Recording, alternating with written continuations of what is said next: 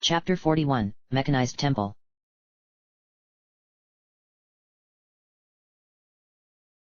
The Legend of Sunset Shimmer, Majora's Mask. By Ganondorf 8. January 16, 2017. Chapter 41, Mechanized Temple. Despite not getting my leg chewed off by that giant sea snake, it still managed to cut pretty deep, resulting in a wound that was trickling blood. While the wound wasn't anything special, the fact that I had one meant the other snakes lying further down below could sense my approach. My blood was dissipating into the ocean, yet it wasn't enough to mask my scent, which no doubt was enticing them. Had I been wise enough to bring along a potion before coming here, I could have consumed it, healed my wound, and continued downward without them noticing my approach. Instead, I had to be cautious, as there was no telling as to when they would come at me looking for their next meal. One giant snake proved to be quite the challenge, yet several of them coming all at once would prove too much for me. They may not take much punishment before being defeated, but my magic was limited, so unless I could collect any magic jars in addition to some hearts, I was playing a conservative battle. Princess Twilight then reminded me of the glowing object that appeared in the hole the giant sea snake had claimed as its territory.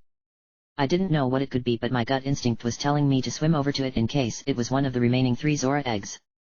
As soon as I began to swim, however, a sharp pain then struck me, and I didn't need to figure out what had caused it. Looking down at my injured leg, I suddenly remembered that I had been using it to give me a strong push whenever I swam.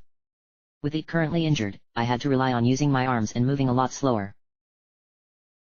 Sighing under my breath, I began to propel myself forward using my arms. It was pretty embarrassing looking down below me every few seconds to make sure that nothing was coming up from below. The occasional sounds of growling beasts worried me to no end, and I feared what could happen were they to take advantage of my condition, yet I had to keep going as the lives of innocent creatures were at stake. Landing on the ground inside of the hole several minutes later, wincing in pain when my injured leg hit the floor, I walked forward until I could see what had been making the glow earlier, and it turned out to be an egg, though it looked even worse than the ones I rescued inside the pirate's fortress. To be honest, I actually didn't think this and the other 2 eggs would survive given how large those snakes were, but seeing this one despite its current condition felt like a miracle had occurred. My eyes then noticed a few pots, which made me wonder how they even got down here in the first place. My instincts told me to smash the pots before anything else, so I did, only to not receive any hearts or magic jars. Instead, all I got were a few rupees that weren't really going to be all that useful in this current situation. Perhaps I could find more pots further down in the other caves? Walking back to the egg and taking out an empty bottle, another realization dawned on me. 2 more were left to find, and that meant only 2 snakes had them. There was no need to beat all of them, yet I had no idea which ones had the eggs in their lairs. It would come down to a guessing game. Twilight? I began. Judging from the sounds we heard coming from below, how many snakes do you think there are? That's a tough one for me to answer, Sunset. Twilight answered. Do you have a rough estimate? I'd say about 5 more remain. So only 2 of them have the other eggs? Princess Twilight nodded. Yes, and since we have no idea which ones are holding them, you'll have to defeat all of them in order to figure it out. Besides, you need to do that anyway in order to rescue that seahorse's friend. I slapped my forehead. I had completely forgotten all about what the seahorse requested of me when we got here. Crap. Now I have to defeat all of them, otherwise I would be breaking a promise, and that's something I've no intention of doing. Well, I wasn't really surprised that this turned out to be the case. I've already experienced incredible hardship in this area of Termina, so it made sense that there would be more coming my way and would likely remain as such until the giant had been freed from its imprisonment. I knew my journey wasn't meant to be easy, since Ganondorf was insistent on me suffering until I finally cracked under so much pressure, yet sometimes I wished that I could have some easy challenge that didn't place my life in peril. No. I supposed I couldn't wish for that, since there was no such thing as an easy ride. Using my hands, I gently scooped up the egg into my bottle, corked it, and placed it behind my back before walking over to the edge of the hole. Peering down into the dark depths, I couldn't see anything, though those loud sounds coming from below made my heart beat faster than usual. Looking down at my leg, I cursed myself for not bringing along a potion. Knowing there was nothing that could be done about it, I sighed and walked off the edge, floating slowly downward into the depths. The noises continued to resonate down below, yet I couldn't let them psyche me out. My shivering body was suggesting I was afraid otherwise the other 2 Zora eggs would likely get even, and I'd have no choice but to reset time and go through all this again. I'm not liking this, Twilight. I know it's scary, Sunset, but you can't stop now. Who knows where those sea snakes are down here? Yes, Princess Twilight said. Until we're practically on top of them, we'll have to watch our descent carefully. I suggest staying close to the walls, though that may not work since we could be dropping right in front of one of those holes. Not helping, I moaned. The instant I said that, something massive shot out right beside me, and I pressed my back up against the wall as a reactionary measure. My eyes opened wide with shock upon seeing a sea snake had come out mere centimeters from where I was floating, my heart beating like a jackhammer. Had I been just a smidge closer, I'd have been eaten for sure and would be dead. This is too much for me. I can't go down further if that becomes consistent. Calm down. At least you're small enough, I shouted. I'm a big target for those things. Provided they can get you in their sights. What does that even mean? Take a look at what it's doing, Twilight answered. I looked forward and could see the lengthy body of the sea snake, its pulsating veins making me want to throw up, yet it seemed to have problems. If I didn't know any better, it appeared it was having trouble turning its head around. I mean, it could though not very well. I think we just discovered a big weakness with these snakes, Sunset. I blinked several times. Want to fill me in here? Princess Twilight nodded. If you're situated behind them like we are now, they can't attack you due to not being able to turn their heads around that far. Of course, you still need to get them to come out as they could still clamp down on you should you stick too close to the walls. I think this will require playing a game of cat and mouse, though the stakes are obviously much higher. Again, Her Highness wasn't helping, though I understood what she was saying. Unfortunately, my injured leg meant that I couldn't swim very fast and I needed to if I was going to lure out this snake once it retreated back into its hole. That's when I thought about using my fins. If I could fire them out as far as possible, it might be enough to get the snake interested in checking it out. Yet, I sensed that it wasn't idiotic and so required some incentive. That's when I realized I needed to coat my fins with my own blood so that the scent would bring it out. I threw up a little in my mouth knowing that I had to resort to using my own blood in such a horrific manner, yet it was that or risk swimming out there with my injured leg hampering me. Moving my leg out in front of me and shaking it slightly, blood began seeping from it, and before it could dissipate, I plunged my arms into it, looking away due to not wanting to see what I was resorting to. No doubt this was the most humiliating and disgusting thing I had ever done in my entire life bar none. Aiming my fins and launching them, the scent was enough for the snake to lurch forward in an attempt to investigate. When they came back to me moments later, I used my magic barrier and struck the snake in its vulnerable body a couple of times before it disappeared much like the first one had. I resisted throwing up because of the smell my fins were giving off due to my blood, yet when I looked into the hole it had occupied, there was nothing there. Well, at least that's another one gone. Sunset. Did you just do what I think you did? I nodded my head. And what would you have done, Twilight? It's not like I had any other choice but to use my own blood to act as a distraction. Believe me, I'm trying my hardest not to throw up because that was disgusting beyond all measure. Being resourceful is fine, but maybe try to find something less unique next time. It got the job done. Princess Twilight sighed. Yes, I suppose it did, but I still stand by my words. I wasn't trying to upset her or anything, but I had nothing else on hand apart from my own blood. I really needed to get my hands on some recovery hearts as I didn't know how much longer she could cope with my actions, and it would mean not giving off a scent. If Princess Twilight had been in my shoes, I was sure she would have done something similar due to being on the spot and facing certain death.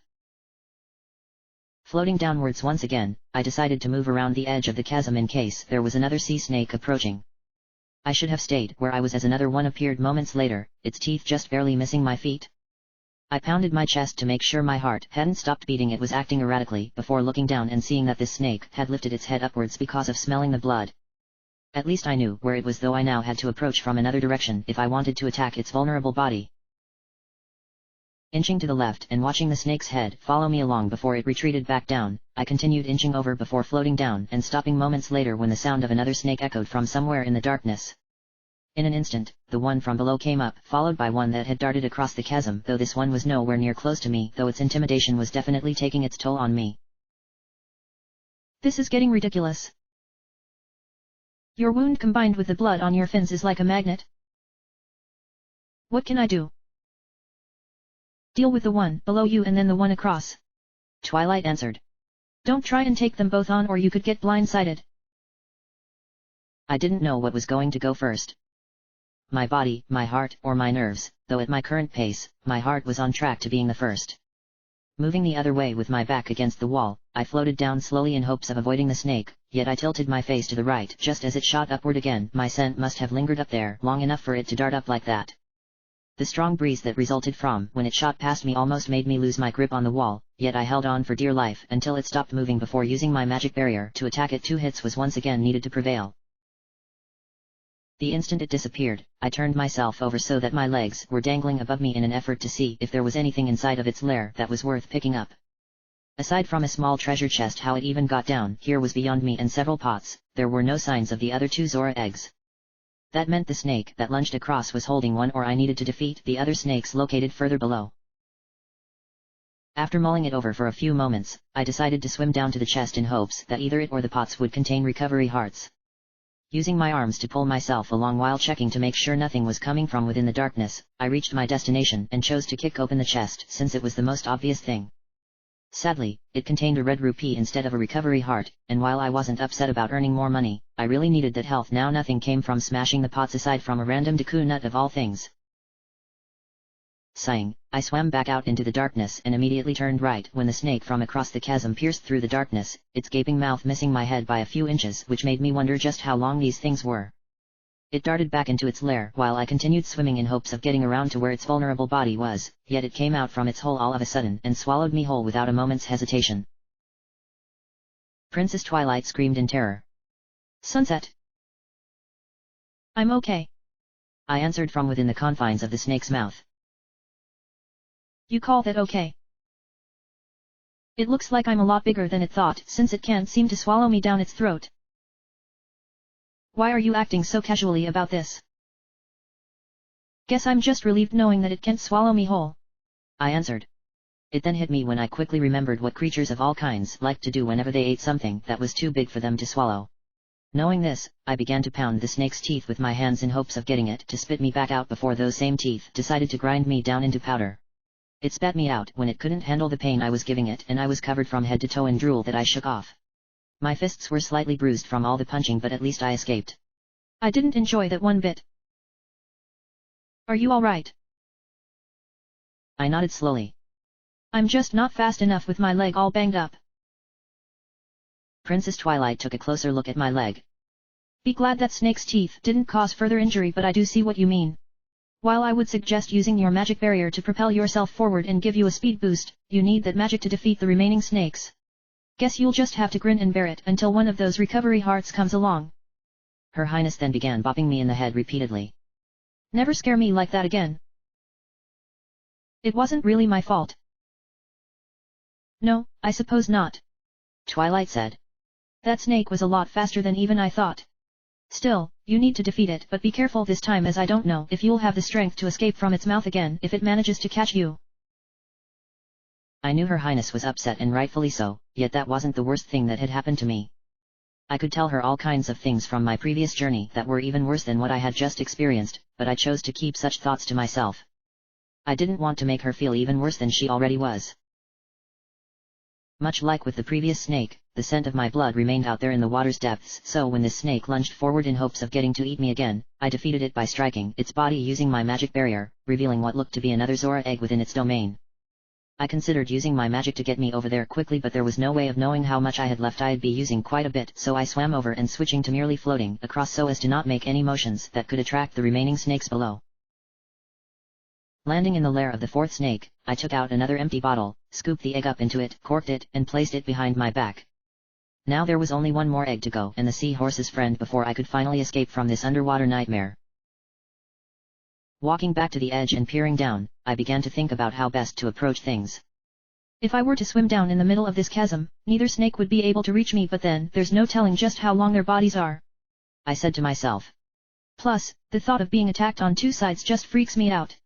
I could simply float down up against the wall like I've been doing already, but what if one suddenly blindsided me and I couldn't defend myself properly? I looked down at my leg and cursed under my breath. My leg would also do me in if I get caught in a pincer maneuver. Time was also of the essence. While I still had 2 more days to go before resetting time, I knew that the upcoming temple would take up much of it, leaving me with little wiggle room left over to do anything important before everything resets. Might as well just go for it and hope things don't turn sour. Stepping into the darkness and floating downward once more, the sounds of the remaining sea snakes echoed all around me. I could literally feel their presence near me, even though there was no telling if that were true or not, but then it suddenly became apparent when one shot out behind me. I stood there frozen like a statue, its long body touching my back, my nerves shattering to pieces. Fear gripped my heart. The snake retreated into its lair, and all I could do was utter a little squeaking sound. Fluttershy would have been somewhat proud of me doing that, and pressed my back against the wall. Did you just squeak? I nodded my head. My nerves just took a serious blow. We're almost done, Sunset. Why did it have to be 6 giant sea snakes? I cried. I'd have preferred none at all to make this all the more easier for me. No wonder no one ever comes out this far into the ocean aside from seahorses. They can easily maneuver around the snakes or just avoid them entirely. Anyone else stupid enough to come here would be a tasty snack. Circumstances beyond our control. I sighed. I knew you would say that. Haven't you faced worse than this? Twilight asked. I seem to recall you bringing up your previous journey whenever something you see makes you think back to what you did in the past, and some of those experiences make this current one tame in comparison. It just baffled me as to how Her Highness was able to get her point across by saying the right words. No wonder she was a princess in Equestria. It wasn't just her ability to solve friendship-related issues and embracing it that made her a princess, but rather being able to see things others were often blinded by and helping them understand that they could accomplish whatever they wanted with the right incentives. That, or she was just teasing me in her usual manner. Since I had no intention of swimming forward, my leg would prevent me from making it back in time. I lifted my injured leg, shook it, and watched as the trail of blood seeped across until the snake came out. Upon smelling it, believing that I had foolishly left myself vulnerable. The moment its entire body had extended out of its hole, I used my magic barrier to wound its body, though unlike the others, this one reeled back into its hole. Shaking my leg again, it lurched forward upon smelling the blood seeping across the water, and I attacked it with my barrier, bringing it down without any further mishap. You'll lose more blood that way if you keep doing that. I shrugged my shoulders. It was either that or possibly end up getting eaten again. Okay, so you got me there. I'll be honest in saying that I didn't enjoy doing that, I said. The thought of seeing my own blood seeping forth in the water is enough to make me throw up, as I stated before, but sometimes you have to do things like this if it means succeeding against difficult odds. I looked down at my injured leg and noticed that it was bleeding faster than before, a result of using my blood as a form of attraction towards the snake. Princess Twilight was about to protest its conditions when I closed my eyes and shook my head. It was my decision to make, so I have to deal with the consequences. You would have never done anything of the sort had you not embraced friendship. I had a good teacher. Princess Twilight blushed. Well, of course you did. Still, I know it was reckless to use my blood like that, I said. I then noticed a familiar glow coming from within the snake's lair, and my eyes widened with happiness upon recognizing the Zora egg. Then it occurred me that the seahorse's friend was nowhere to be found, but dread slowly gripped my heart when I figured out where it was. Let me just pick the egg up and we'll go over to the last snake. Using my arms as before, I swam down, entered the 5th snake's lair, and landed in front of the egg. Several meters beyond it were several pots, so hopefully one of them would contain a recovery heart. Taking out another empty bottle, I scooped the egg into it, corked the bottle, and put it behind my back before smashing the pots. To my joy, one of them contained a heart that I picked up without a moment's notice, and already my wound started to heal. Though I needed more hearts to fix it up fully, it wasn't even bleeding anymore. Glad that's over with, Twilight said. Now you need to find another means of luring that last snake out. My leg isn't 100% fixed. Better than what it was moments ago. Granted. Do you have enough magic power, Sunset? I quickly looked back on how much I used against the other snakes before answering her. I should have enough for this last one, but then I'll be completely drained until I can find some magic jars. Who would have guessed that this was a world where magic was limited? Not every world out there can be like Equestria, where magic flows about endlessly, I said. Many ponies use their magic for horrible things without thinking about the consequences, while others take it for granted, thinking it can be used to solve all of their problems or turn them into lazy individuals. On my previous journey, I relied too much on my natural magic and neglected what had been given to me, yet in this world, using my equipment has proven lucrative and makes me wish I never ignored it before. Kind of like what you did in the world you now call home. I nodded. Yes, though there the magic is definitely weaker and requires concentration to use it properly.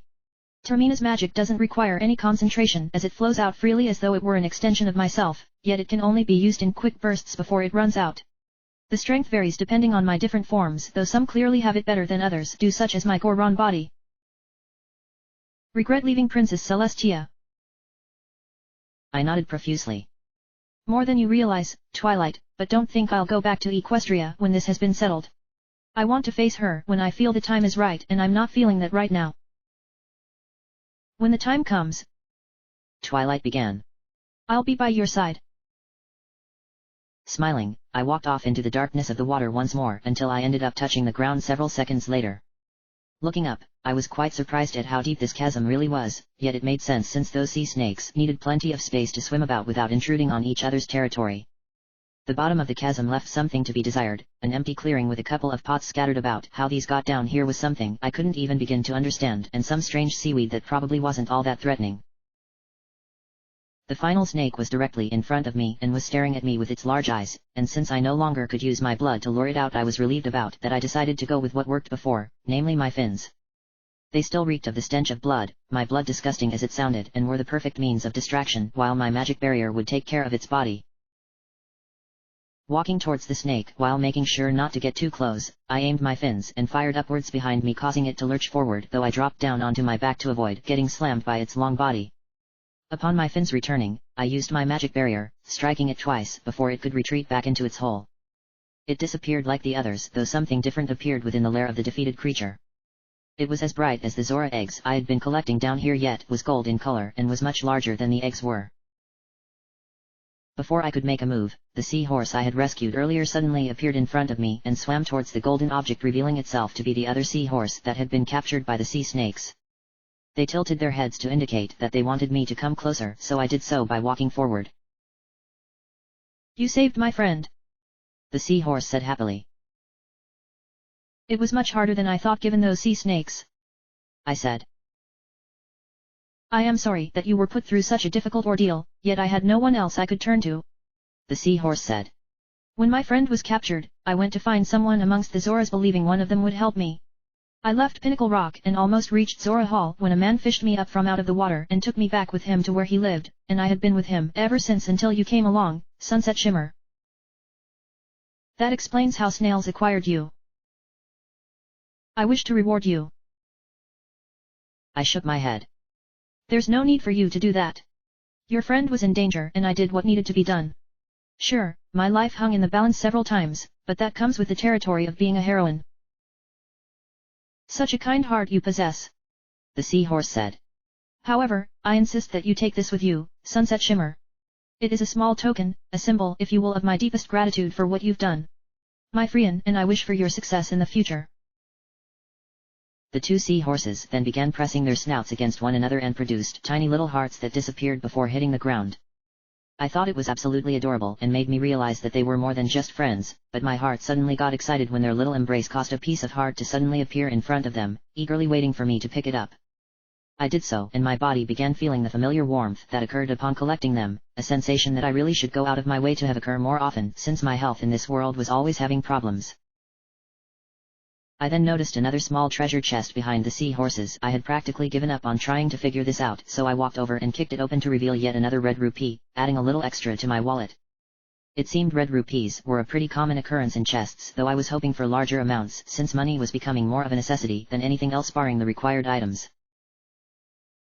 With that out of the way, I could finally return the remaining Zora eggs to Daring Do, though there was still one problem left, and that involved making my way back across the murky water between Pinnacle Rock and the main part of Great Bay. I could easily get back up to the surface since my leg had now completely healed thanks to the piece of heart, yet I could become lost in the murkiness if I were to take a chance at swimming through it. I doubted I could get the seahorse to show me the way back, as it was more interested in being with its friend, so what other options were there? Walking back into the clearing and sitting down on the floor, I began to think about a way to bypass the murky water. The intense silence began getting to me until I decided to take the ocarina of time out from my pouch, it transforming into its fishbone guitar form, and then it hit me. There was a way of getting out of here. I'm such a bonehead. No, you're not, Twilight said. I am in this case. What do you mean? I showed Princess Twilight my guitar. I was thinking about how we could get out of Pinnacle Rock without the aid of the seahorse, and the answer was right under my nose the entire time, hence why I'm a bonehead. I could play the Song of Soaring and warp right back to the Oceanside Laboratory. Can you even play underwater? Don't know. Well, you might as well try. Standing up onto my feet, I began strumming my guitar to get the feel for playing underwater, though it wasn't easy what with the notes sounding washed out combined with being so deep underwater. After a few attempts, I played the Song of Soaring and began to imagine the owl statue located on the ledge below Pinkie Pie in the laboratory. The wings from the music appeared out of my back, wrapped themselves around my body, spun around several times, and soon I had disappeared. In an instant, I found myself standing in front of the owl statue, though my body felt weird what with having spent the last hour under so much water. Had I been in my human form prior to warping here, my body would have collapsed in on itself from the pressure. Speaking of my body, it was beginning to feel heavy, like it wanted me to collapse where I was standing and sleep for several hours. All of that action at Pinnacle Rock had left me barely able to keep going, but I knew that I couldn't rest until the last Zora eggs had been reunited with the rest who were already in the tank Daring Do had provided. Slapping my face to keep myself from keeling over, I climbed up the ladder and entered the lab, where I stumbled forward slightly, colliding with a nearby desk that proved enough to grab the attention of Daring Do. She had been keeping herself busy by watching the other eggs like she said she would, and was surprised upon seeing me back again, though not impressed with my slight blundering near her desk. You look as though you've been through another one of your pirate skirmishes, Miko, Daring Do said. I had my hands full with the giant sea snakes of Pinnacle Rock, I said. Daring Do was shocked. You took them on by yourself without relying on the other Zoras? I knew you were reckless what with fighting those pirates on a regular basis, but I never expected you to be so reckless by fighting those accursed Unagi. But, you always were different from the others, Miko. They preferred to dance and sing, while you were more interested in learning the ways of fighting from your ancestors. She then walked up to me and began to look over my body before nodding her head, followed by a groaning sound. And you've got some wounds as proof. Honestly, Lulu would have a heart attack the way you keep risking your life. No one else could have done it.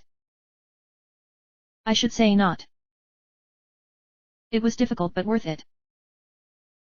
You must have used some kind of powerful potion, Daring Do said. The wound on your leg has healed entirely as though it had never been injured in the first place. As a woman of science, I know that the wound came from being bitten by an Unagi, not surprising considering how reckless you are. I used a healing item, I said. I chose not to reveal to her that it was a piece of heart, as I doubted she would even believe me. Looking at Daring Do, her expression told me that she was skeptical about my claim, but ultimately accepted it by shrugging and huffing. In any case, I suspect you managed to get a seahorse from that fisherman. I nodded my head. It required me to do him a small favor, but I got it and guided me through Pinnacle Rock. Whatever it is you did for him is probably unimportant, Daring Do said. In any case, did you manage to find the remaining Zora eggs? I've been able to keep the 4 you brought back earlier from deteriorating even further, yet all 7 need to be together for them to hatch successfully.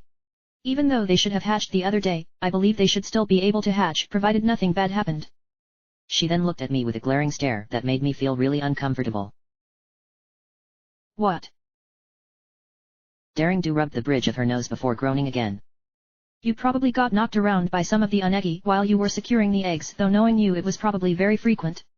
If any of them got damaged because of your recklessness, I don't think Lulu will ever speak to you again, Miko, and you'll most likely be exiled at the very least by your kind. Now, please show me the eggs without further delay. I took out my bottles and presented them to her. Here they are. Excellent, Daring Do exclaimed. And they are still intact, much to my surprise. Humph. Guess I owe you an apology for thinking you weren't mature enough to be able to keep them safe from whatever it was you were doing at the time. Hurry. Put them in the tank along with the others without delay. Nodding my head, I picked up the bottles, put them behind my back, and walked over to the ladder on the side of the tank before climbing up to the top. Walking over to the grill on top, taking the bottles out, and looking down at the other eggs in the watery depths below. I opened up each bottle, shook them, and watched the eggs drop down, slowly landing with the others until they were huddled together. It actually looked pretty adorable, though nothing seemed to be happening at first. Now what do we do? ARandomAudiobookAppeared rubbed her chin. Give me a few seconds to answer that. She paced back and forth in hopes of figuring something out, but when she turned to see what was happening in the tank, she began to freak out before looking up at me and screaming her head off. Get down here right now, Miko. It's going to start. Quick. Come to the front of the aquarium so you can witness the magic. Jumping down to the floor below, I turned around and peered into the tank. The eggs began to shimmer before they suddenly changed into what looked like tadpoles, yet they were in fact Zoras, given they possessed the typical facial features. On a side note, I learned from my previous journey that Zoras were humanoid fish. I believed they would hatch from eggs and appear to resemble fish upon birth, given what they were, but instead they resembled the youngest stage of a frog. Aside from that minor nitpick, the baby Zoras began to slowly float upwards. I'll admit that they were pretty adorable until they suddenly stopped halfway up before arranging themselves in a unique formation, turning left, and lifting up their tails. I then noticed strange lines embedded into the wall on the back of the tank, and that the baby Zora were positioned in a way that was reminding me of something, but I couldn't put my finger on it. I turned to ARandomAudiobookAppeared. What are they doing? Look at this. ARandomAudiobookAppeared answered. What does this mean? What in the world could this mean? In all my years as a scientist, I have never seen anything like this before. No doubt they are healthy, yet why form up in such a manner? I thought you knew. Give me a moment. Is it a sign? ARandomAudiobookAppeared looked at the formation of the baby Zora, her brain obviously working overtime before she finally came to a startling conclusion. I got it. How could I be so blind to what is clearly a simple answer before my eyes? She turned towards me with excitement strewn across her face. Don't you understand? The way these Zora children have lined up in the tank against those bars at the back. Come now, Miko. Even you should be able to figure out this one. I shrugged my shoulders. I don't get it. Their raised tails make them resemble music notes on a sheet. ARandomAudiobookAppeared said. They are trying to present us with some kind of melody, though I lack the means of performing whatever it is due to being musically challenged. Miko. Don't you have some kind of instrument? I nodded and took out the ocarina of time, where it changed into my guitar. Well, I do have this on me. Of course you would have an instrument. ARandomAudiobookAppeared said. You are a member of the Indigogos after all, so it made sense that you would. Now, pay close attention to the position those babies are in and play your guitar accordingly. I don't know what will happen, but we won't know until you play. Looking at the baby Zoras, I began to imagine a musical score with each baby representing a note being placed onto it. It was a good thing I knew how to play a guitar, thanks to my role as a backup guitarist for the Rainbooms and Rainbow Dash. Teaching me on the side helped, otherwise I wouldn't even know where to begin. I began strumming the strings to get a feel for each note so that I could play it perfectly without making myself out to look foolish. While I was fine with taking my time, ARandomAudiobookAppeared didn't feel the same way and began yelling at me to hurry up and play whatever this song was going to be. Rather than scold her for rushing me, I simply continued practicing, playing by playing each note one at a time until I was confident enough. Once I felt ready to give it a go, I played the 7 notes seamlessly before breaking out into a pretty wicked tune that resulted in ARandomAudiobookAppeared brightening up and dancing along until it was over. The baby Zora then turned to face us, their tails wagging about, indicating that they were happy with what I did. That was certainly something, I said as I put my guitar away. Do you know the name of that song? I'm not sure why, but the name New Wave Bossa Nova comes to mind in my head. ARandomAudiobookAppeared agreed. I've heard of that before, though it has been a very long time. But that isn't important right now. What is important, however, is that instrument. These Zoras were born to teach this song, so you must go to her right now. Who? You must play this song for the Zora who laid these eggs. You must find Lulu and let her hear that melody. Do you know what might happen? No, I don't. ARandomAudiobookAppeared answered. The only one who may be able to answer that is Lulu herself, so you must hurry and find her. I will take good care of the Zora children until she is ready to come and get them. Oh, and you needn't worry about the Gerudo stealing them. I doubt they would be interested in them now that they've hatched. Be sure to let Evan know that the babies have hatched. This is a very strange thing. If Zora children can teach music, then the Zora still hold many mysteries. I've been given a new incentive regarding my research of Great Bay. Go, Miko. Without another word, I ran towards the door, opened it, went outside and jumped into the water before swimming forward towards the shore. Supposedly, this song was the key to figuring out why Rarity had lost her voice, though it sounded rather far-fetched to me. Then again, I had seen far stranger things already, so this wasn't exactly out there. Like Daring Do said, only she knew the answer behind the song, so I needed to get to her quickly. Derpy! Rainbow Dash exclaimed. Where in the world have you been? Out in the ocean, ma'am. Derpy answered as she pulled her boat up to the edge of the dock in the pirate's fortress. I went out to find Pinnacle Rock like you ordered, but I ended up getting sent back to where I started because of not having a seahorse. While I usually don't know what goes wrong, this was an exception since only a seahorse can guide anyone through the murky waters surrounding the rock. I'm sorry that I failed, Rainbow Dash. I wish you would call me Oval and not by my nickname. After several attempts, I gave up and got stuck out in the ocean. Rainbow Dash appeared to be annoyed but merely sighed. If only we could have gotten the seahorse from that creepy fisherman who has such an unhealthy fixation on us. We could have used it to enter Pinnacle Rock, get those eggs before Miko did, and brought them back where he would have had to enter our fortress again to get them. We'd have been ready with the most diabolical traps imaginable, but that opportunity has been lost. I saw him, ma'am. Saw who? Miko. Derpy answered. I saw him while I was stuck out in the ocean. I hope you didn't say anything you shouldn't have, Derpy. Rainbow Dash said. Derpy's sudden silence indicated that the opposite had happened, and Rainbow slapped her forehead before pounding her head into Derpy's boat. Why am I not surprised? Well, Miko's already humiliated us by stealing back those eggs we stole, in addition to helping that girl who somehow managed to infiltrate our fortress and bested my guards. He went into Pinnacle Rock. What? Miko went into Pinnacle Rock to get the remaining eggs. That place is crawling with those unaggy creatures. Rainbow Dash exclaimed. I know Miko can hold his own against the likes of us. He's been doing it far longer than I can remember, but not even he would be dumb enough to take on those things alone. Then again, maybe he would, since the eggs do mean an awful lot to his people. Derpy. Do you know if he managed to make it back out alive? Derpy shook her head repeatedly. I didn't see him come back out, ma'am. Really? So that means one of two possibilities. Either Miko was eaten alive by those snakes and will never bother us again, or he pulled off a miracle and managed to make it back alive with those eggs intact. Rainbow Dash said. Are we going to steal the eggs again? Rainbow Dash looked at Derpy with a stern expression. No. No doubt those eggs have hatched by this point if my information on Zora eggs is correct, so stealing them would make absolutely no sense. Besides, we'd make ourselves out to be desperate if we were to steal the same thing again. She then looked out towards the ocean at the cloud that surrounded the temple before smiling a cruel smile. We're moving on to what's really important. And that is the treasure sleeping in the temple. Oh yeah. Oops. My bad. Rainbow Dash sighed. We can still walk away with our pockets lined with treasure provided that nothing goes wrong with the plan. At this point, it doesn't really matter whether or not our mutual friend Miko survived his ordeal at Pinnacle Rock.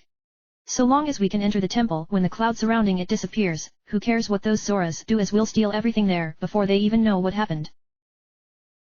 I love the idea of becoming rich. That's the enthusiasm I expect from my sisters. Am I going to be leading the charge to the temple? No. I'll be in charge of this operation. Understood, ma'am. Rainbow Dash laughed. I'm going to make sure no one screws this up. Derpy was then about to say something when Rainbow suddenly silenced her. And no, I'm not putting you in charge of the fortress, so don't even think about it.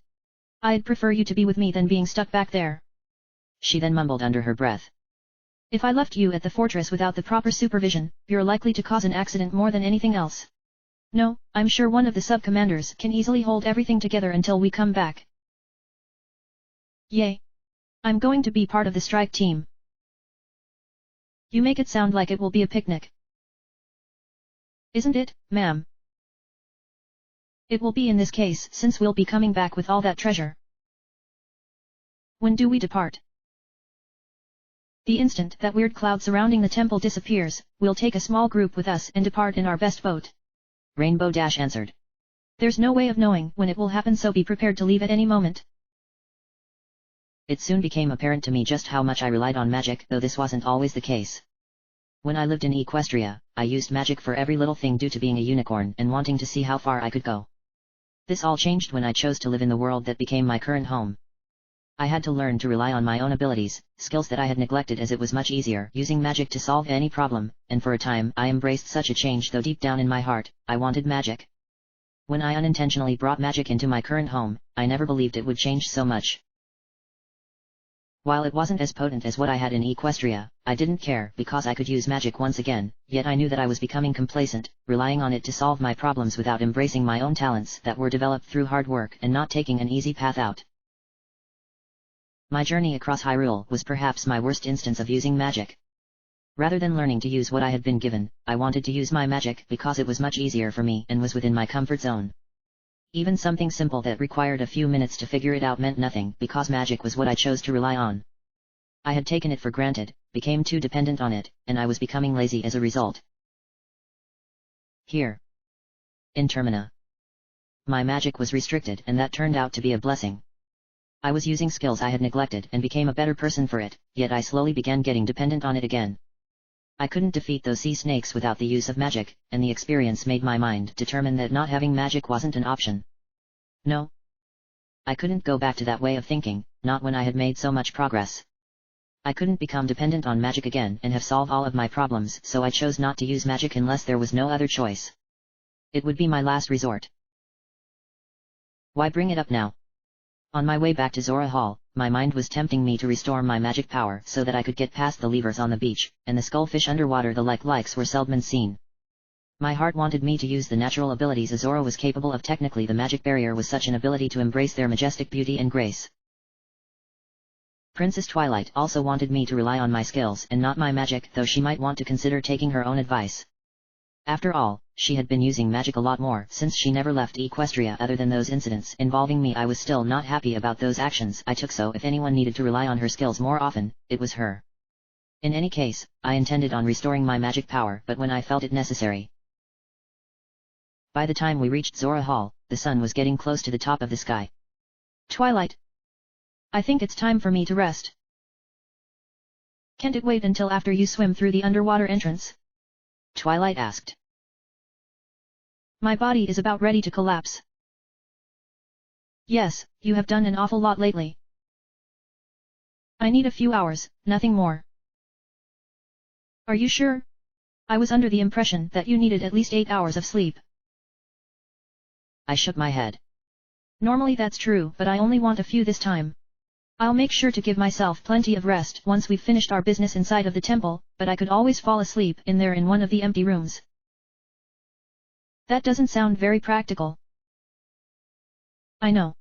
Besides, I think you could do with some rest as well. Princess Twilight then yawned but quickly pretended that she hadn't, causing me to giggle. She shrugged her shoulders, admitting that she needed to get some sleep given what we had both been through regarding Pinnacle Rock. It didn't take long to find an ideal resting place, a lone palm tree by the water's edge, so I walked over, sat down, and pressed my back up against the tree before closing my eyes. I knew sleeping would prove risky at this juncture, and not because of what was happening regarding the pirates, the Zora, or even the entirety of Great Bay in general. It was because of Ganondorf, the one who had brought me into this world in the first place. It had been some time since I last heard anything from him, and while that was certainly a blessing, any encounters with him were sure to be a nightmare scenario for me. I knew he was going to pay me another visit through my dreams. It was his way of instilling fear so that I would submit to his desires.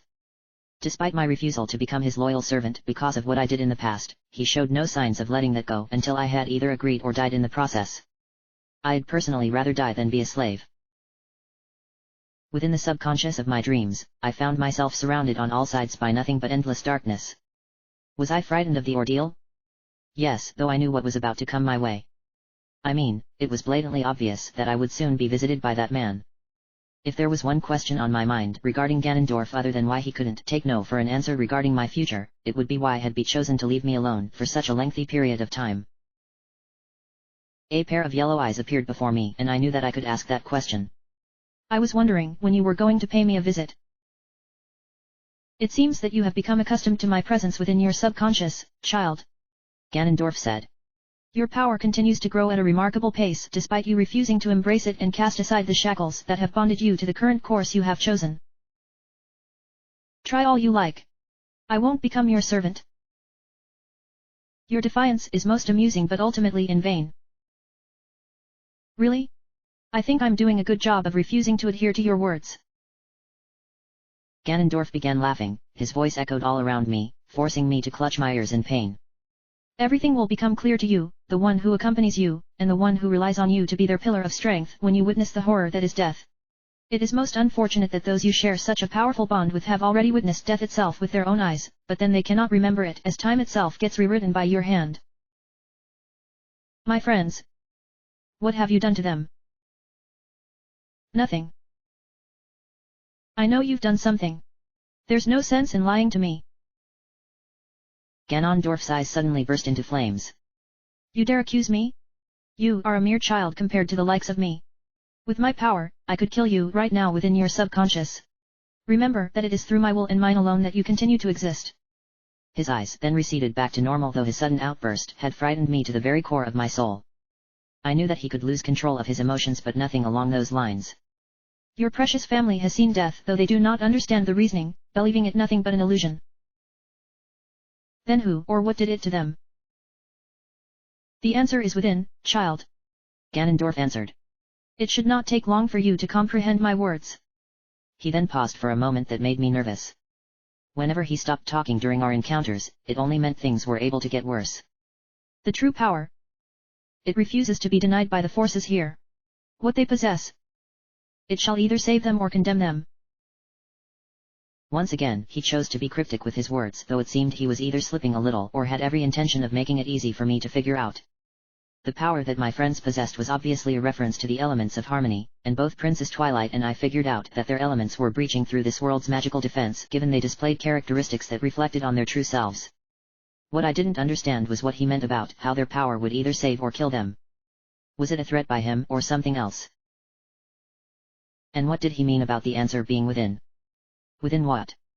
If I could figure that out, it might allow me to understand the other questions. The key word in all of this was the word death, though I shouldn't be surprised given what he has done. You're not going to elaborate any further, are you? Had you already chosen to become my servant and embrace the dark power that sleeps within? Perhaps I would have granted you such a simple request, but since you instead choose to hold on to those who once turned their backs to you, then you can discover the answers on your own. Ganondorf answered. I'll never join you. Heh? Such denial. Is there a real reason you're here other than the usual taunting? Ganondorf went silent again for a few moments before answering my question.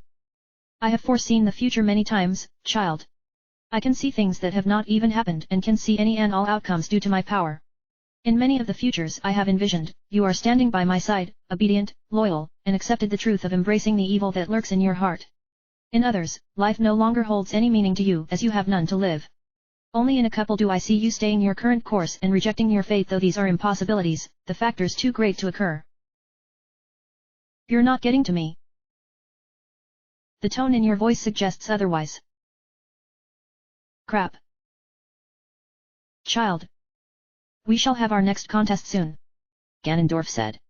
I must test your strength once more to see if you are still worthy. Our contest shall be here within the dreamscape where nothing is what it seems, and yet everything is as it was meant to be.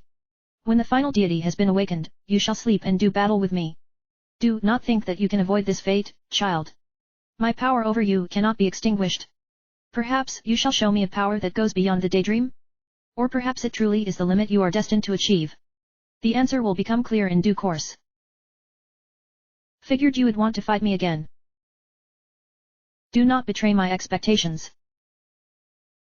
Ganondorf's eyes then disappeared into the darkness, his laughter echoing all around as a means of intimidation. Unlike in our previous dream encounters where I would wake up screaming at the top of my lungs, I simply continued to sleep until I woke up naturally. Looking up at the sky, the sun had only passed by the peak of its arc, indicating that it had only been 2 hours as opposed to the 4 that I was originally going for. Princess Twilight continued to sleep and actually looked adorable curled up on my body, but she quickly woke up upon sensing the movement of my body. She then noticed that I was looking distant and immediately concluded that I had been visited by Ganondorf. Did he visit you in your dreams, Sunset? I nodded my head. Yeah. He did. What did he have to say this time? He said that our friends had seen death and both you, me, and Twilight Sparkle the other you would see the same thing. I answered. I thought he had done something to them, though I quickly found out the hard way when he unleashed his fury after I accused him. You were fortunate that he didn't just up and kill you in your sleep. I nodded again. Yeah, but I doubt he would have gone through with it. If he had killed me, he'd have lost out on what he has been trying to get out of me, and that is making me his servant by casting aside my very identity. Getting up onto my feet and brushing off the sand that got caught on my pants, I leaned up against the palm tree before looking up at the glistening sun and continuing. I don't know what he meant by our friends seeing death, but he mentioned that our answers will come when we witness death with our own eyes. How cryptic. That's what I thought, I said. By the way, Ganondorf says that our next contest is going to be when the final giant has been awakened. Again? I don't really understand what he's trying to do. Neither do I, but it's not like I have any choice. Of course you do. Not when it's in the dreamscape. Oh. I'm not going to let him get to me this time, Twilight, I said. All that does is make me worried and results in me making mistakes that could ultimately cost me my life. No, I'll continue on this journey by focusing on what we need to do, and deal with Ganondorf when the time comes. Now then, we should probably speak to Coloratura and let her know that the eggs have been delivered to Daring Do before speaking with Rarity. Jumping into the water, I began to swim forward before diving down below the surface towards the entrance of Zora Hall. As I swam, I noticed Princess Twilight was hugging my cheek as hard as she could, and my initial belief was that she was holding on for dear life. I quickly figured that she was hugging me out of being proud for standing my ground against the likes of Ganondorf and not letting him get to me. Swimming past the skullfish and entering Zora Hall, the first thing I did upon getting out of the water was check my surroundings to see if anything was different. The last time we were here, I remembered seeing Coloratura issuing orders to a group of Zoras before going back into her room. No doubt she wasn't thinking about doing that now since we're an entire day early, though it was for the best to speak to her quickly before she did something. Running past several Zoras who greeted me and said their usual thing about looking forward to the rehearsal, I reached Coloratura's room where I had to deal with the Zora who was standing outside. He looked pleased to see me and insisted I go in by stepping aside, so I walked in without questioning it, though upon closing the door behind me, I was suddenly face to face with Coloratura, and she appeared flustered. She began looking over my body, something I immediately recalled her doing the last I was here in search of something before sighing and walking back over to her bone instrument. Miko, where have you been? Coloratura asked. Since she didn't remember our previous conversation due to me resetting time, I had to go along and pretend that this was our first time talking. I've been busy taking care of what you asked me to do, Coloratura. Crap. I mentioned her true name as she is known in Equestria instead of the name she is called here. Hey? Coloratura? You feeling okay, Miko? Coloratura asked. At least she wasn't questioning the fact that I was a female. I mean, I find that name to be riveting, exciting, like it's speaking out to me and begging me to use it as a stage name when we have our concerts, but you seem different somehow. It's like you're a completely different person, but maybe that's just me, seeing as I've been under a lot of stress lately keeping Lulu's secret from the others. I know that feeling. So how was it? Did you get the eggs back? Coloratura asked.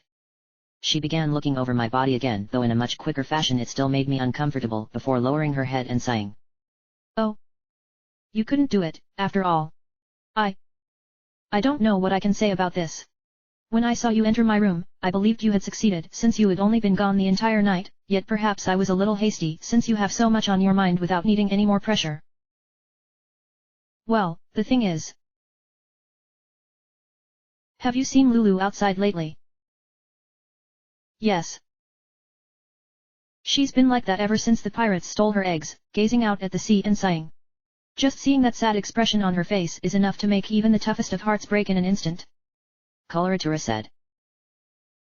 Okay. This has gone far enough. I shouted, my arms waving about.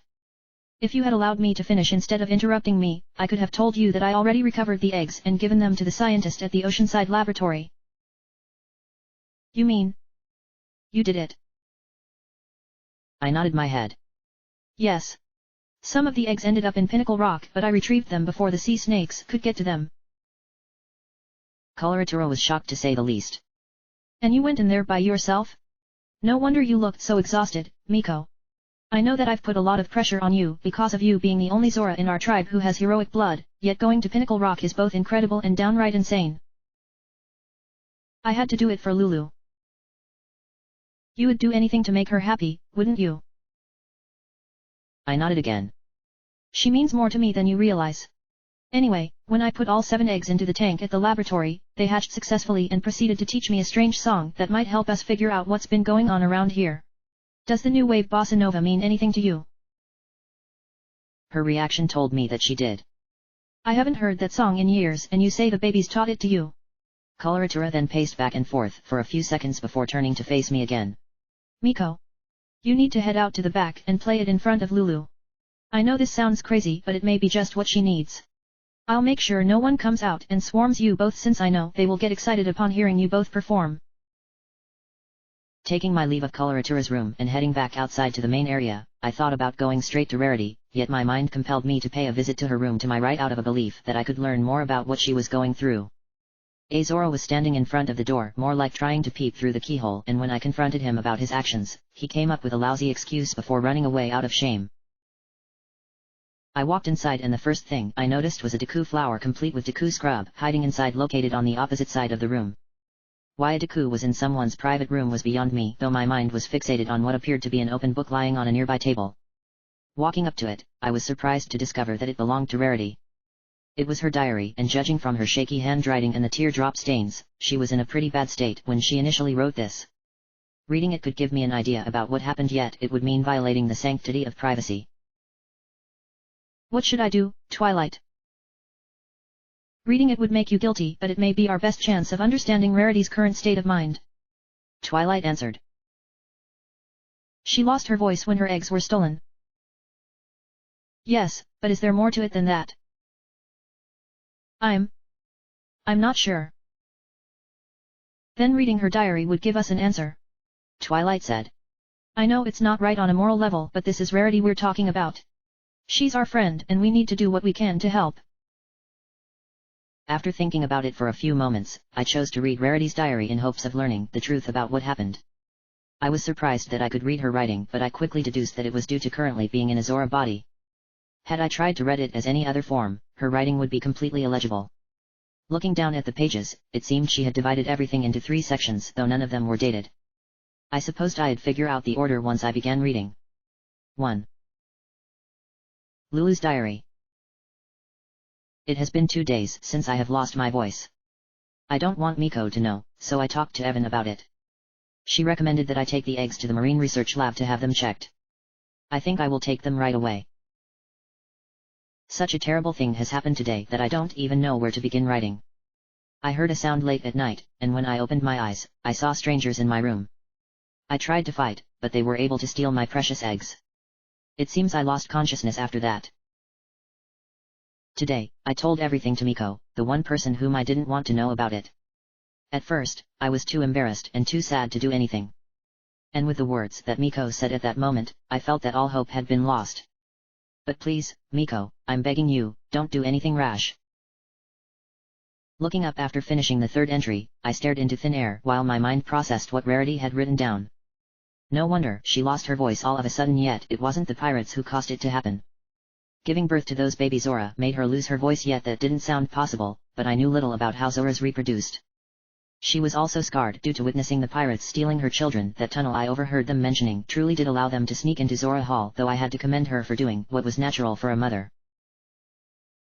I looked down at myself and began to understand why Thunderlane Miko did what he did before he died. His words gave Rarity the strength she needed to cope with her loss, though when he didn't return with the eggs, she went outside to stare at the ocean, believing that all was lost. It didn't matter what he had to go through, Miko would give up his own life to please her Lulu, and that's when I concluded that he was the father of her eggs.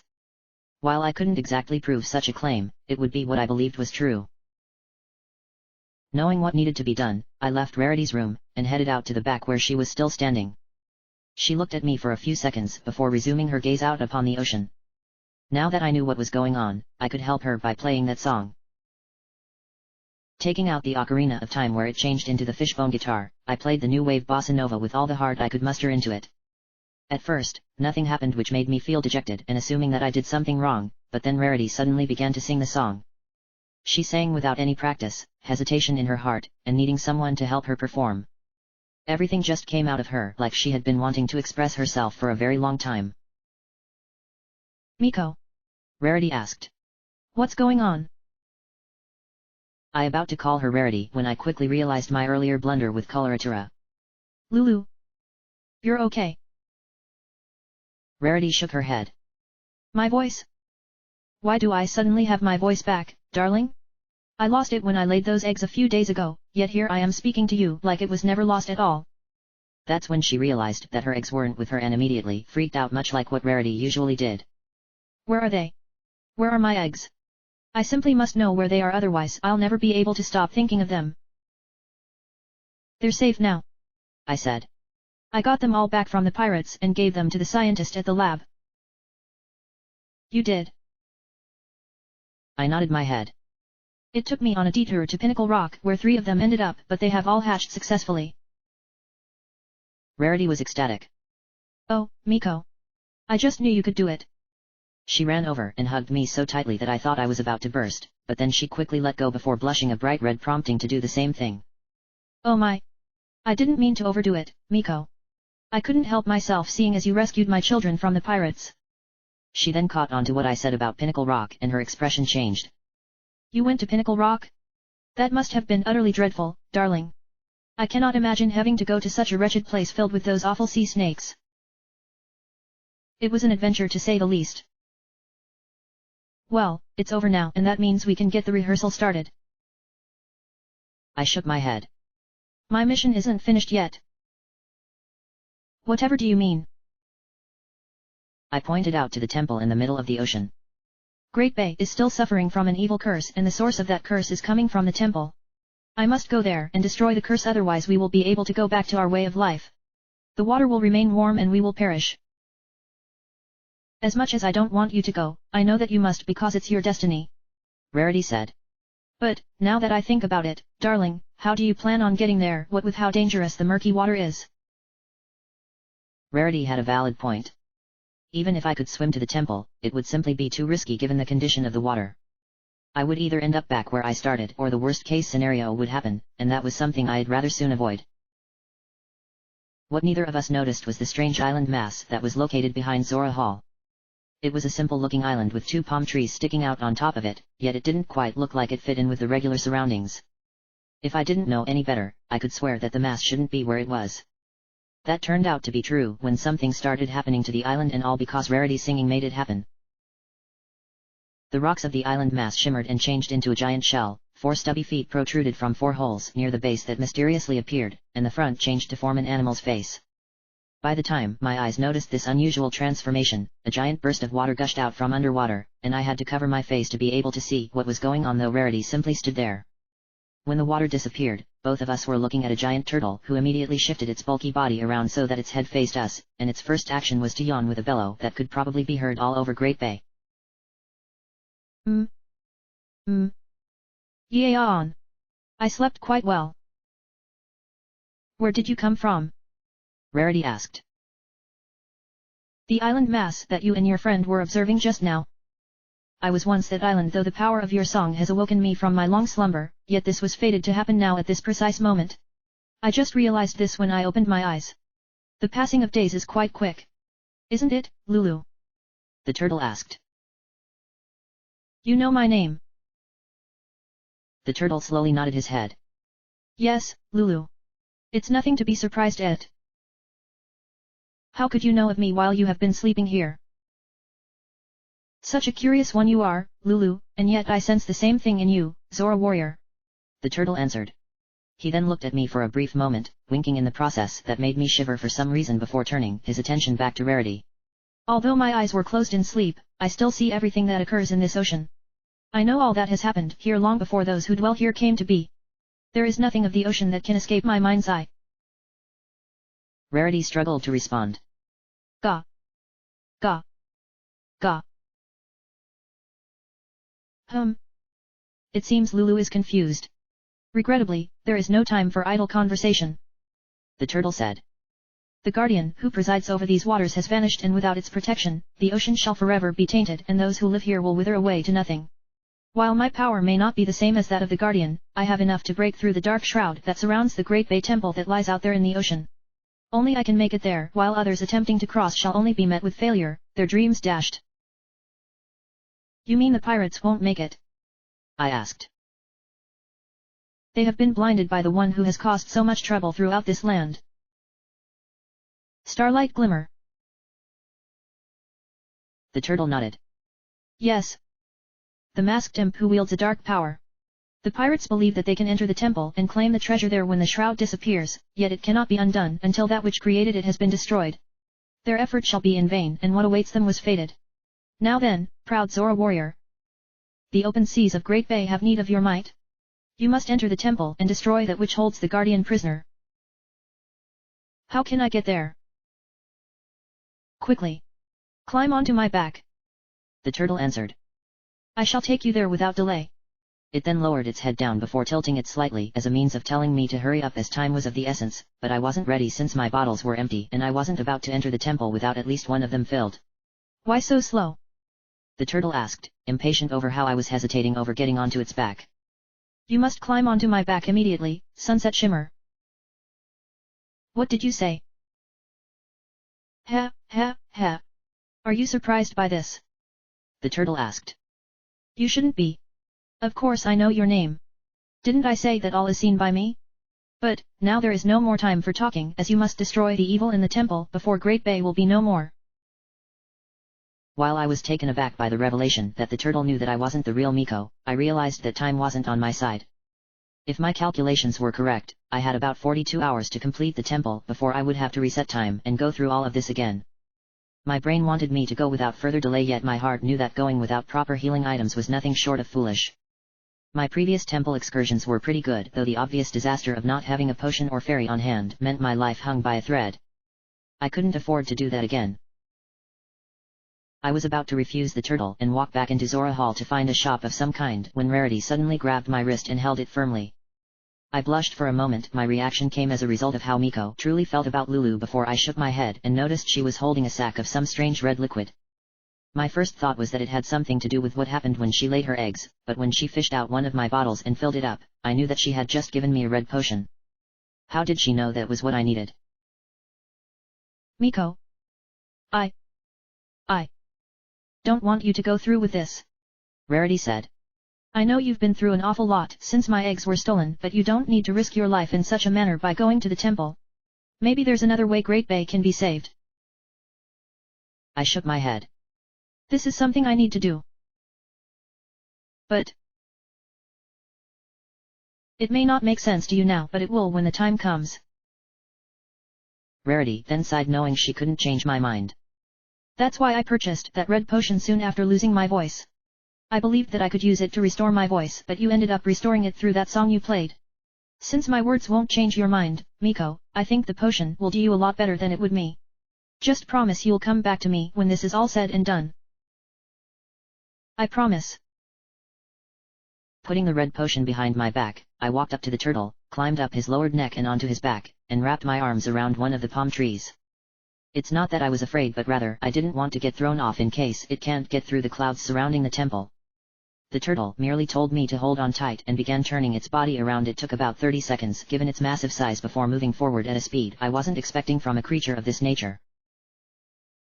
Looking back at Rarity, she was waving, her sign of wishing me luck, and I was going to need it since this was going to be my third temple. The first two were pretty challenging in their own right, though it didn't take long to figure them out, yet I felt this temple would take a long time and would be the most difficult challenge I've faced thus far. Looking back at where we were going, I could see the temple with my own eyes, and it wasn't what I thought it would be. I couldn't see its exact form, what with the clouds covering it, but it resembled something along the lines of a mechanical squid-like creature. Are you sure this is a good idea, ma'am? Derpy asked. Why wouldn't it be? Rainbow Dash asked. I thought we weren't going to sail towards the temple until the cloud surrounding it disappeared. Rainbow Dash slammed her fist down onto the rim of the boat, leaving behind a small indentation. Obviously it was too difficult for Miko and the rest of the Zoras to do something incredibly simple, so we might as well carry on as intended and steal the treasure. Do you think we'll get through, ma'am? We may have lost the eggs, but the masked one ensured us that we can get into the temple. Derpy looked skeptical. I hope nothing goes wrong. Rainbow Dash ignored the words of her second-in-command, though she was worried about the situation as well. We've lived our lives struggling for survival because we're different from the Zoras and those other tribes who live throughout Termina, and because of that our numbers are dwindling and our chances of continuing on are slim. That treasure will allow us to spend our lives in luxury and rebuild the Gerudo into a feared people. Besides, I'm not about to spend one more day scrounging around for scraps when we can have whatever we want once we get the treasure. If you say so. Derpy said. She then looked out in front and began flailing her arms. We're approaching the cloud, ma'am. Contact is imminent. At last. Rainbow Dash began, rubbing her hands with glee. The Gerudo will finally get what we deserve. The boat inched forward until the tip made contact with the cloud, but then disaster struck as it was pulled into the vortex like it were a piece of string. Rainbow Dash, Derpy, and several other pirates began getting flung about alongside their boat, blood-curdling screams coming from their mouths, their boat smashed to bits from the strength of the vortex. Whatever lurked inside of the temple didn't want anyone entering and would punish any who dared try. After being tossed about for a few more minutes, the vortex ejected the pirates a great distance before they landed in the water, followed by the debris of their boat splashing on top of them. None of them were injured, though they were very wet. Derpy raised her head out of the water first and grabbed a piece of debris before grabbing Rainbow Dash by the hair and pulling her up to safety by using the debris as a flotation device. The other pirates would use their own pieces to save themselves from drowning. Everyone then turned towards their leader, wondering what her next move was going to be. Derpy broke the silence. That didn't work, ma'am. I know, Derpy. I know. Are you all right? Rainbow Dash was crestfallen. The masked one. She lied to us. I can't believe that I was blinded by her words, all because she brought up treasure. Gah. I'm going to need to think about my priorities when we get back, in addition to considering stepping down as your leader. The other pirates were shocked, but Rainbow quickly silenced them. Before any of you start freaking out, it's my decision to make and you will all respect it. Let's just go back home for now, okay? I'm kind of tired. The sounds of the pirates ringed through my ears as I watched them get flung about by the powerful vortex that surrounded the temple. While my heart wanted whoever was among them to be okay, I couldn't help but feel that they deserved it because of the poor choices they made. I had no doubt Rainbow Dash was one of the pirates who got thrown about, yet I couldn't go back and see if she would be fine. My focus had to be on the temple, though it did look pretty intimidating even as the turtle swam through what I perceived was the main entrance of whatever this place looked like. Upon entering the opening chamber, I was in complete awe of the kind of surrounding I had found myself in. The ceiling consisted of pipes that intertangled with one another, with water dripping down from them every now and again. The walls looked old and in desperate need of repair, and there was this strange presence in the air that was making me feel very uneasy, though I couldn't understand why. Was I sensing whatever was behind the problems of Great Bay? Was it nerves on my part? Or was I feeling immense guilt over not going back and helping out Rainbow Dash? There was a small gap in the water that the turtle used to line up next to the ground, and upon stopping it lowered its head, allowing me to jump down. Waving at it as a sign of appreciation for having braved such a difficult journey to get here, I turned my attention towards figuring out what to do first. Already this place seems intimidating, I said. The first thing is to find a map so that we know where we're going, Twilight said. I doubt there's one in this room, so we might as well go through that door in front of us. Yes, but why not look around here first? Twilight asked. We may find something of use that we'd otherwise neglect. I looked around to see if there was something, but all I could find were some unlit torches up on higher ground. What about those torches? Usually, when I light them up, something happens, like a treasure chest materializes or a door unlocks. Princess Twilight took note of them. Maybe lighting them will give us something. I don't have any Deku sticks on hand, and I didn't restore my magic, I answered. This was one of those examples where I would kick myself for not having magic, even though I was trying to distance myself from depending on it for everything. We might have to come back later when I have magic. Maybe not. I don't understand. Princess Twilight pointed at a series of barrels on either side of the turtle. You might be able to smash them by rolling into them from a good distance. If any of them have any magic jars, then you can light up those torches, yet you'll need to become a human to do that. Walking to the right of the turtle, there were 4 barrels, though they all weren't lined up together. I didn't have any confidence rolling into them as a Zora, so I grabbed my face, took off the Zora mask, and flipped my hair back for the first time in what felt like forever. Rolling into the first barrel and breaking it didn't yield anything, but the second one revealed a large magic jar that I happily took.